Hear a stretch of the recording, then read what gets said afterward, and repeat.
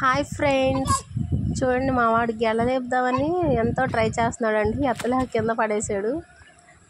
చూడండి, అసలు పొలం మాత్రం భలే ఉందండి. అసలు ఈ లొకేషన్ అయితే నాకు చాలా నచ్చింది. ఎవరికైనా ఇలా ఉంటే పీస్ఫుల్గా భలే ఉంటుంది కదండి. తాడి చెట్లు ఇవన్నీ కూడా మేము కాయలకు వచ్చామండి కోద్దామని. ఎందుకో తినాలనిపించి ముంచుకల కోసం అని వచ్చాము. చూడండి పొలం అసలు ఎంత హ్యాపీగా ఉంటుందోనండి పొలాల మధ్యలో ఉంటే. అసలు ఏ సౌండ్స్ లేకుండా బాగుంటుంది.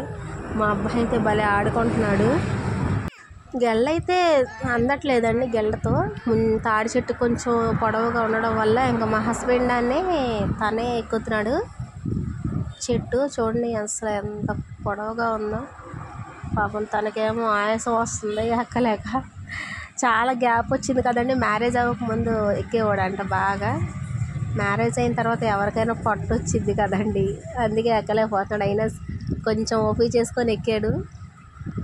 అసలు లావుగా ఉంది తాడి చెట్టు. పాపం ఎలా భరిస్తున్నాడో. అది దానికి మొత్తం కూడా చెట్టుకి ముళ్ళులాగా అసలు మొత్తం గరుగ్గా ఉంది.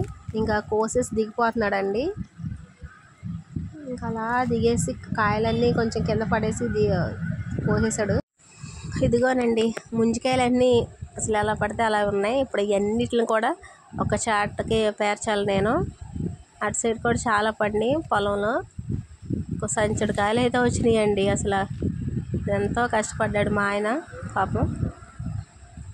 అలా ఇంటికి వెళ్తుంటే నాకైతే ఈత చెట్లు అయితే కనిపించినాయండి. ఇంకా ఈత చెట్లు కనిపించాక ఈత చెట్లకి ఈతకాయలు ఉంటాయి కదండి.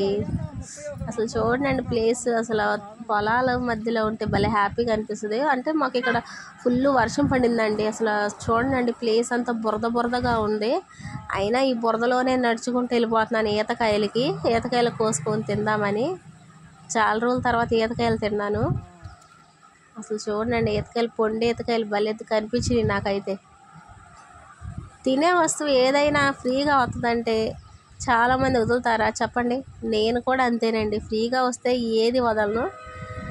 మనం అసలు చాలా బాగుంది టేస్ట్ అయితే. ఇంకా కొంచెం ముందుకి అడిగేసి ఇంకొక 4 కాయలు కోసుకుందామని ట్రై చేస్తున్నాను. ఏమో గుచ్చుకుపోతున్నాయండి. అయినా సాహసం చేసుకున్నాను. ఇంక వదలను కదండి. ఇది ఒక్కసారి కనిపిస్తాయి. ఈతకాయలు అంటే ఎవరికి ఇష్టం ఉండదు చెప్పండి? అసలు చూడండి ఈతకాయలు భలే ఉన్నాయి. మా అబ్బాయి పెడతంటే ఊసేస్తున్నాడండి. అసలు తింటలేదు. వాడు చిన్నపిల్లడు కదా, వాడికి ఏం తెలుసు వీటి టేస్ట్ గురించి. పెద్దోళ్ళకి మనకే తెలిసిద్ది, ఎందుకంటే మనం చిన్నప్పుడు తిని ఉంటాం కదా.